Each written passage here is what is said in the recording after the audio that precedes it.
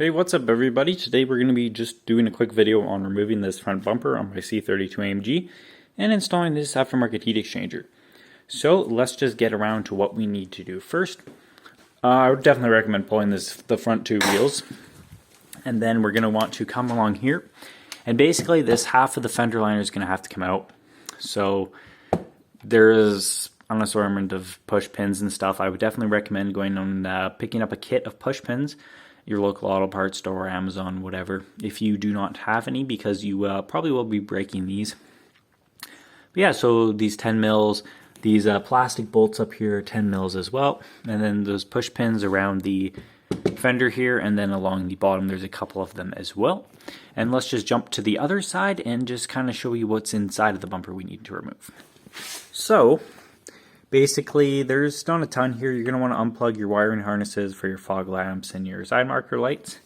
And then up here, there will be a bumper kind of slidey tab thing.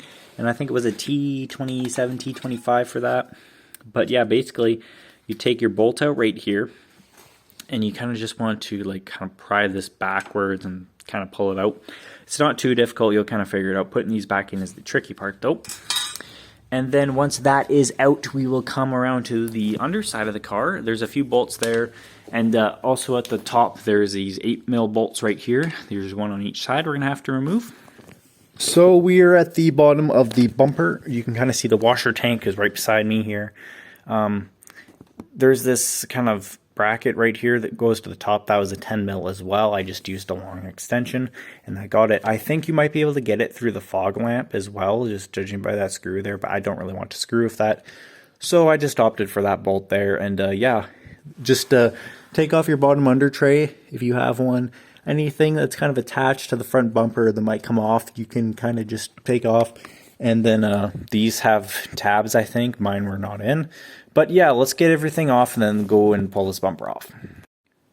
Okay, so once all your bolts and everything holding this on is off, basically what you're going to have to do is pull the bumper forward, because there's these, it's really hard to show on camera, but this this kind of metal, or this little plastic thing here, the circle, the bumper kind of pushes into that, so you kind of have to push it out first, and then you can pull the bumper off. But yeah, you kind of just got to get it past that, so work one side at a time and then get those out, and then you can pull it off.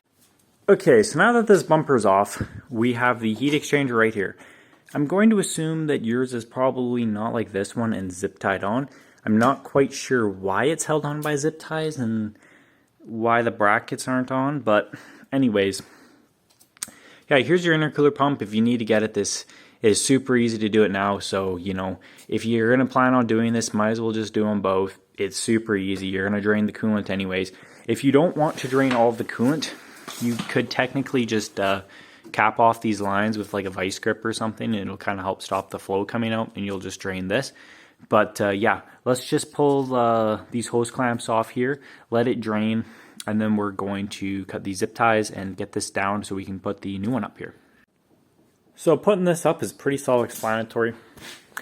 I just kind of, I have the engine jacked up to do headers anyways, so it kind of worked out that this jack was here because it kind of held this thing up. The only thing I had to do was, there's this line for the washer reservoir.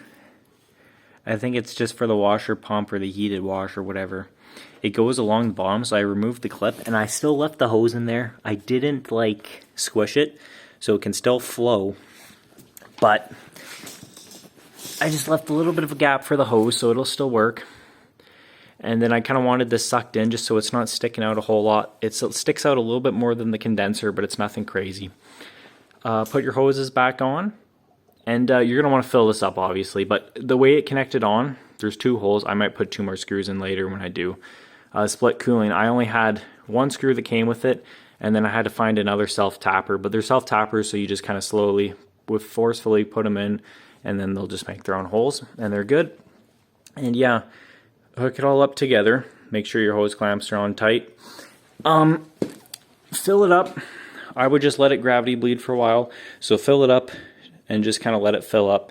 If you have it turned on in your tune where you turn the key and the intercooler pump goes on, I would just turn it on, leave it running for a minute, let it circulate, and then you can drive it. But if you don't have that on, you can always jump the power, or you can just drive it and send it. Just keep an eye on that.